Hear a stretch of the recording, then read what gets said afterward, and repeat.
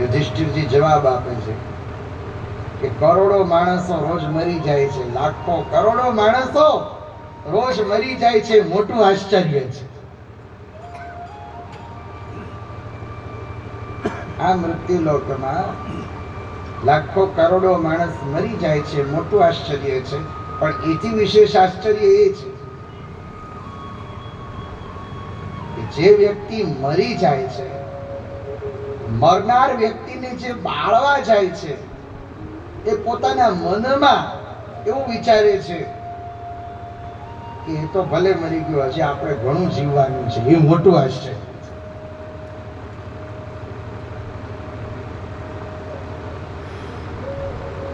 કારણ કે સ્મશાનમાં જાય ને ત્યાં સુધી માણસનો સ્મશાનીઓ વૈરાગ છે. જો સ્મશાનમાં માણસોની વાતો સાંભળજો.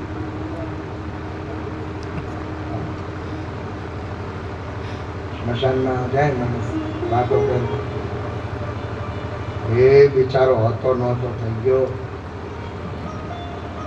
આપણે મરવાનું છે, આ શરીર ક્ષણભંગુર છે. આવી વાતો સ્મશાનમાં થાય. પણ જેવા ઘરે આવે, નાઈ લે અને નાયા પછી 2 કપ ચા પી લઈએ એટલે વૈરાગ દૂર.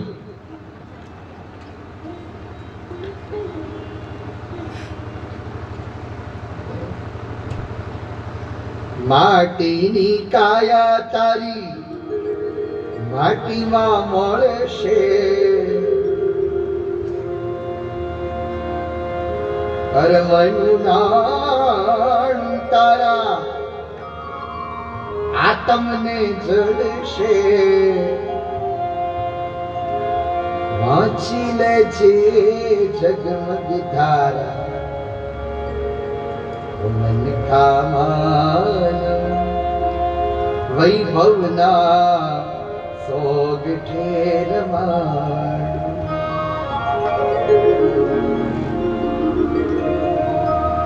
વૈભવના સોગ ઠેરમાણ.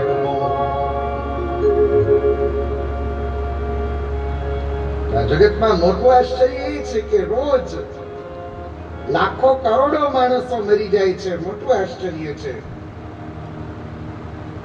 પણ એથી સવિશેષ આશ્ચર્ય એ છે કે જે વ્યક્તિ બાળે છે એ વ્યક્તિઓ એમ વિચારે છે કે હજી આપણે તો ઘણું જીવવાનું છે.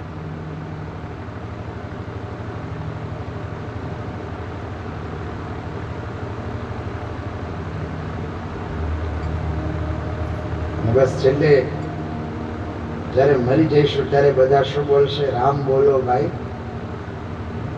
એ બધા બોલે એના કરતા આપણે જ બોલી લઈએ તો શું ખોટું છે? આપણે જ લઈ લઈએ. આપણા મર્યા પછી બધા બોલે.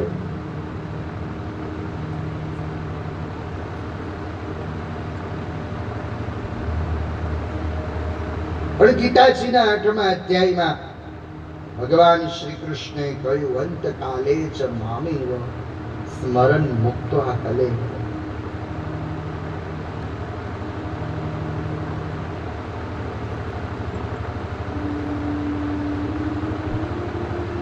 બ્રહ્માનંદ સ્વામી કહે છે, યો હિ જન્મ તુમાત ભજન બિન, જન્મ ગુમાત.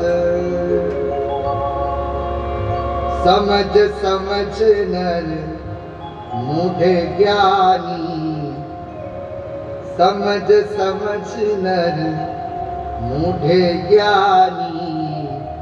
કાલ નિકટ ચલી આત ભજન બી.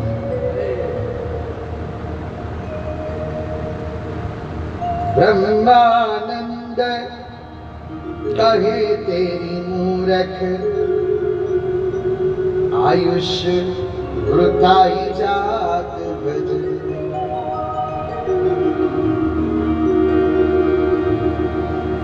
મરવાનું તો છે જ,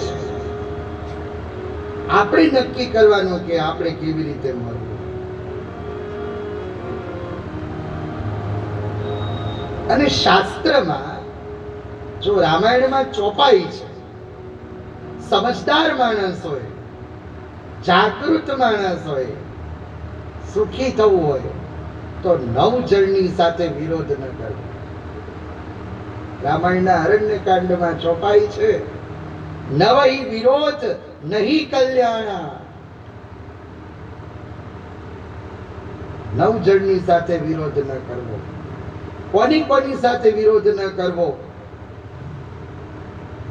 તો શાસ્ત્રી મરમી પ્રભુ શઠ ધની વૈદ બંદી જન ભાનસ ગુની.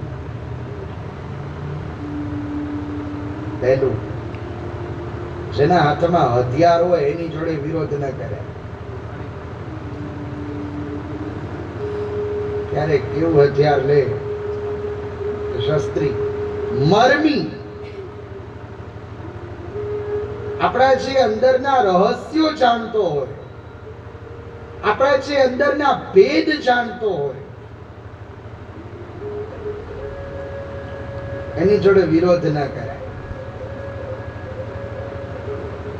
શાસ્ત્રી મરમી પ્રભુ,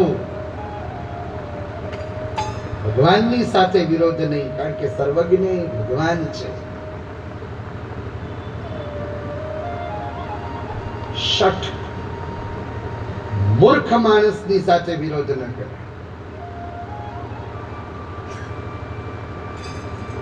જે મૂર્ખ છે,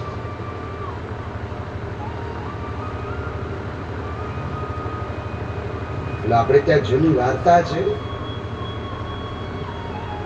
કે 12 મૂર્ખાઓ નદીએ નાવા ગયા.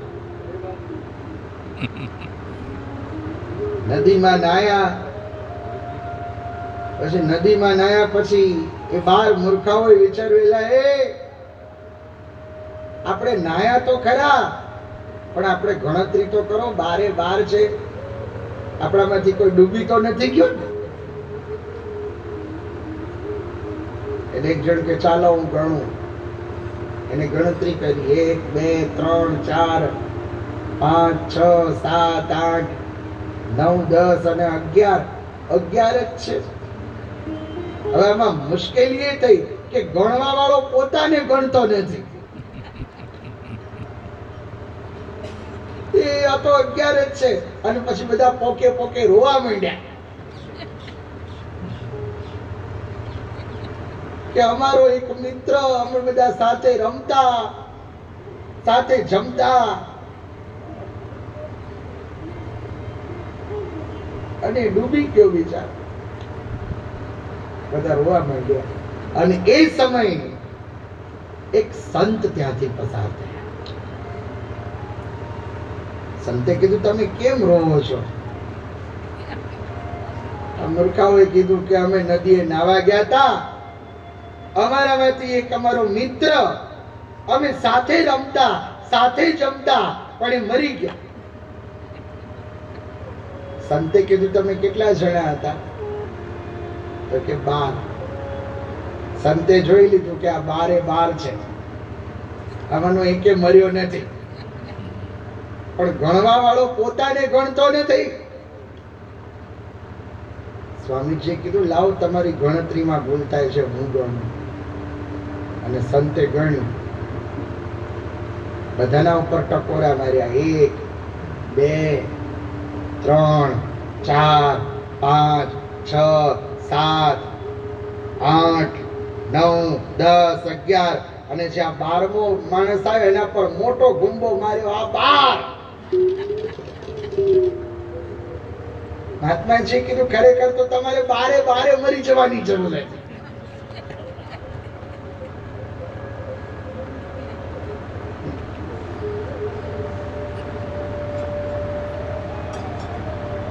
ઇંગ્લિશ વિષયમાં આવો એક પાઠ આવતો હતો 9મા ધોરણમાં.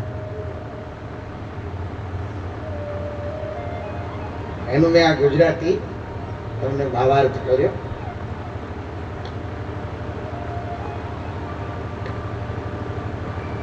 તો કહેવાનો તાત્પર્ય એ છે, શાસ્ત્રી મરમી, પછી ભગવાન સાથે વિરોધ નહીં, સર્વજ્ઞ ભગવાન છે. શઠ મૂર્ખ માણસ સાથે વિરોધ ન કરે.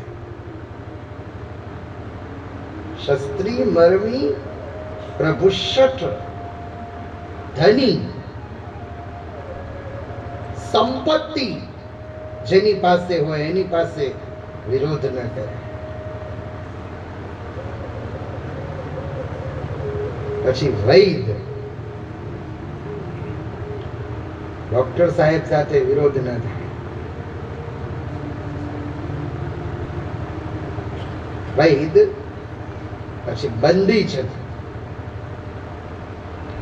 જે લોકો કલાના ક્ષેત્રમાં છે, જે લોકો કવિ છે, એ લોકો સાથે વિરોધ ન કરે. વૈદ બંદી છે. ભાનસ આઠમું, ઘરમાં જે રસોઈ બનાવતા હોય એમની સાથે વિરોધ ન કરે.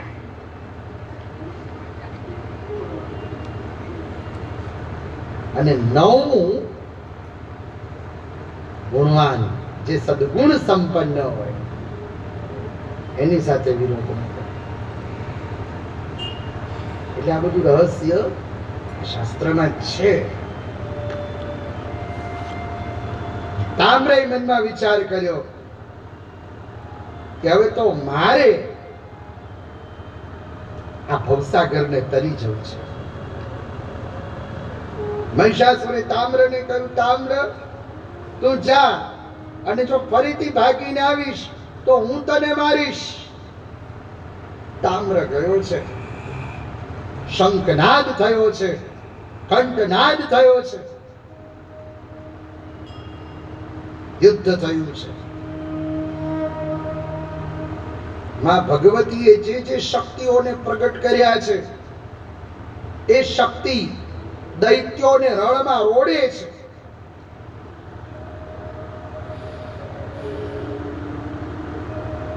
એ પછી માતાજીએ તામ્ર અને ચિક્ષુરને પાશથી ખેંચ્યા છે.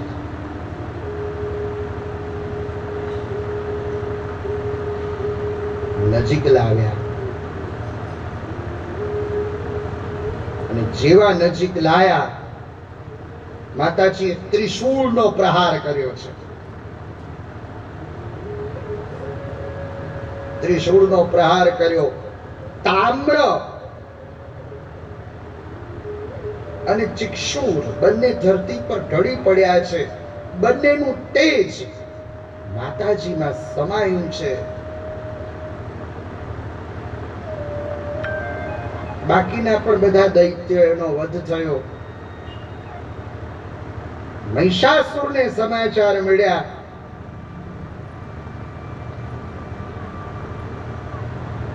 કે તામ્ર અને ચિક્ષુર આ બંને મૃત્યુ પામ્યા. હવે તો મહિષાસુર અને જે થોડા ઘણા દૈત્યો છે એ દૈત્યો જ બચ્યા છે.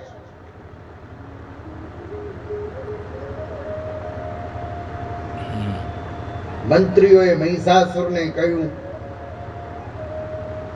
હે મહારાજ, હમણાં થોડા દિવસ પહેલા જ અમને એક સ્વપ્ન આવ્યું. જો સ્વપ્નની વાત દેવી ભાગવતમાં પણ છે. અમને એક સ્વપ્ન આવ્યું. સ્વપ્નમાં અમે જોયું કે એક સ્ત્રી આપણા મહેલમાં કાળા વસ્ત્રો પહેરીને રડતી હતી.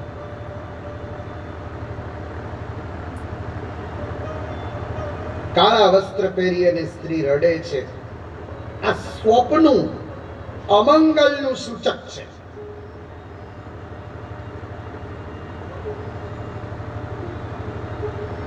મહિષાસુર વિચારે છે કે હજી હું ક્યાં ગયો છું મેદાનમાં, અને હવે મહિષાસુર આવ્યો છે. આજે મહિષાસુરે પાડાનું સ્વરૂપ નથી લીધું, સુંદર સ્વરૂપ લઈને આવ્યો છે. મહિષાસુરે વિચાર્યું કે જો હું પાડાનું સ્વરૂપ લઈને જઈશ ને તો મારી જોડે નહીં પરણે.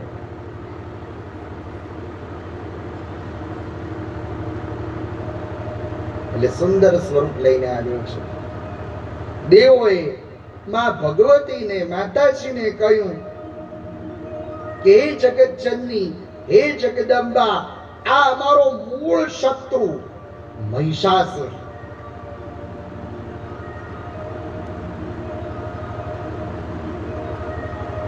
મહિષાસુર આવ્યો. મહિષાસુરે માતાજીને કહ્યું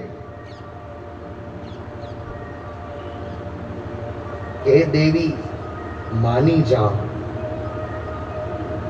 મારા જેવો મૂર્તિઓ તમને ત્રિભુવનમાં ક્યાંય નહીં મળે.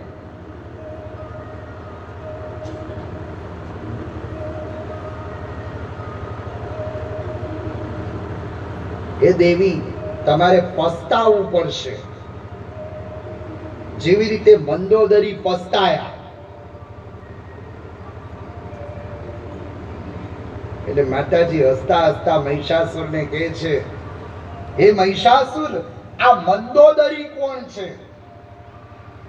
અને 5મા સ્કંધ એનો 16મો અને 17મો અધ્યાય એ મંદોદરીનું ઉપાખ્યાન છે.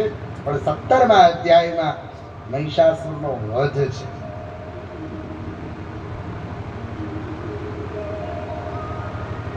તો મહિષાસુર માતાજીને કથા સંભળાવે છે. પણ અહીંયા રાવણની પત્ની મંદોદરી એની વાત નથી, બીજી મંદોદરીની વાત છે.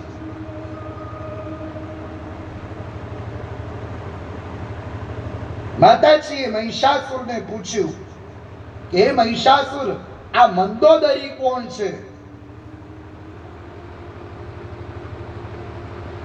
મહિષાસુરે કહ્યું, સાંભળો ભગવતી, સિંહલ પ્રદેશમાં ચંદ્રસેન નામનો રાજા હતો.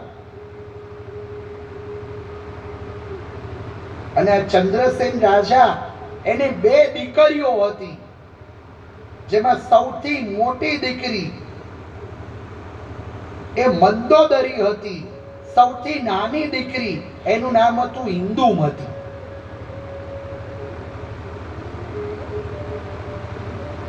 રાજાએ મંત્રીને કહ્યું કે હે મંત્રી, મારી બંને દીકરીઓ માટે તમે વર શોધજો.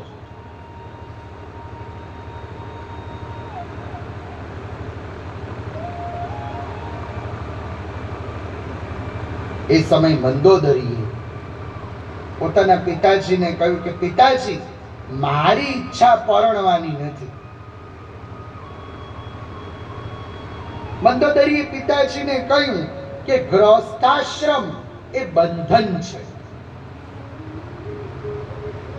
મારે બંધનમાં નથી બંધાવું. હું તો ભગવતીનું ભજન કરીશ, માતાજીની ઉપાસના કરીશ.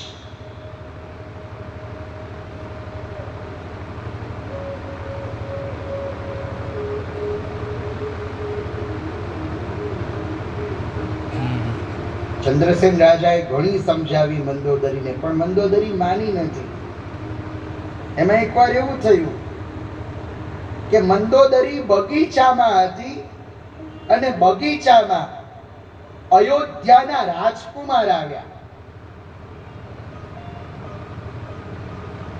મંદોદરીની સખી એને અયોધ્યાના રાજકુમાર કહે છે કે હું મંદોદરી સાથે પરણવા માંગુ છું. સખીએ કહ્યું કે અમારી રાજકુમારીએ તો હઠ લીધી છે કે કોઈની સાથે પરણશે નહીં.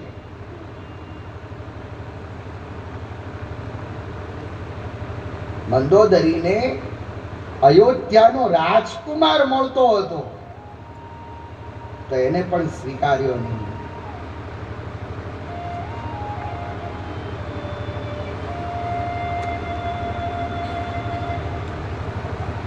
એ પછી તો આ ચંદ્રસેન રાજાએ પોતાની જે નાની દીકરી છે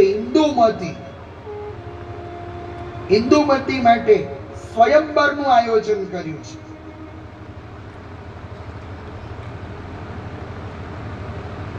અને આ ચંદ્રસેન રાજાએ ઈચ્છા સ્વયંવરનું આયોજન કર્યું. રાજકુમારો આવ્યા છે.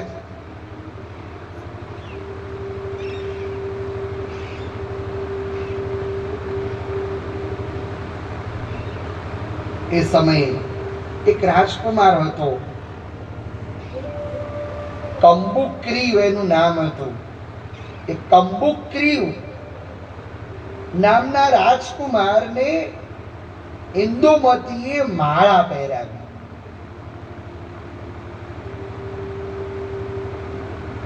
જેવી રાજકુમારને માળા પહેરાવી, આ બધું દ્રશ્ય મંદોદરીએ જોયું અને મંદોદરીએ પોતાના પિતાજીને કહ્યું કે હું એ પરણવા માંગુ છું. જે પહેલા ના પાડતી હતી, પહેલા એમ કહેતી હતી કે ગ્રસ્થાશ્રમ એ બંધન છે, એ મંદોદરીએ કહ્યું કે મારે પણ પરણવું છે. આ પ્રસંગ સાંભળી, મંદોદરીનું આવું વાક્ય સાંભળી ચંદ્રસેન રાજા બહુ પ્રસન્ન થયા. રાજાએ કહ્યું, દીકરી, અમે તો સમજાઈ થાક્યા. કઈ વાંધો નહીં, આ સ્વયંવર ચાલુ જ છે. તને જે રાજકુમાર પસંદ પડે એના કંઠમાં તું માળા પહેરાવી દે.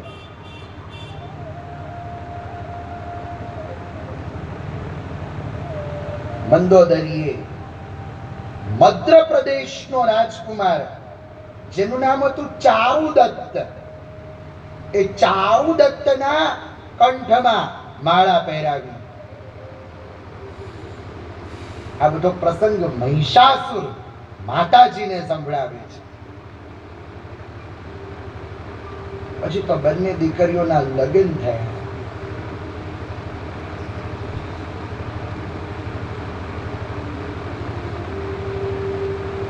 બંને દીકરીઓને બહુ આવ્યું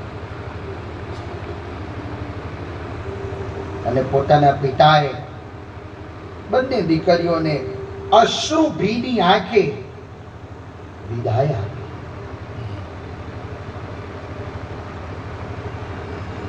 પણ બંને દીકરીઓમાં ફરક એ પડ્યો કે જે ઇન્દુમતી હતી, ઇન્દુમતીએ જે રાજકુમારને પસંદ કર્યો હતો એ રાજકુમાર સર્વગુણ સંપન્ન હતો.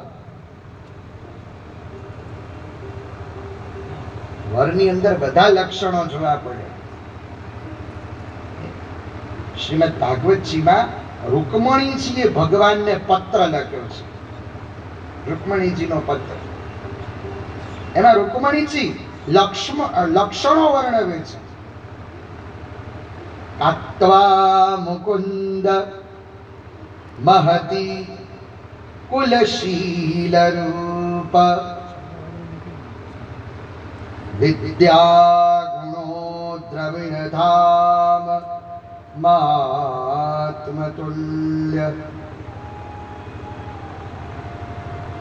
धीरावती कुलवतीश वृणीत कन्या काले नृसिंह नरलोकमनो विराम.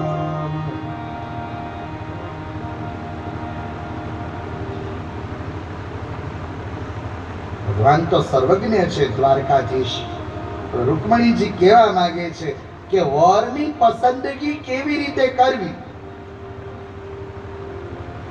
કારણ કે આપણે વરને રાજા કહીએ છીએ. લગ્ન મંડપમાં જ્યારે વર આવે છે ત્યારે વર એ ભગવાન વિષ્ણુનું સ્વરૂપ છે અને એ સમય તમારી દીકરી એ લક્ષ્મી સ્વરૂપા છે.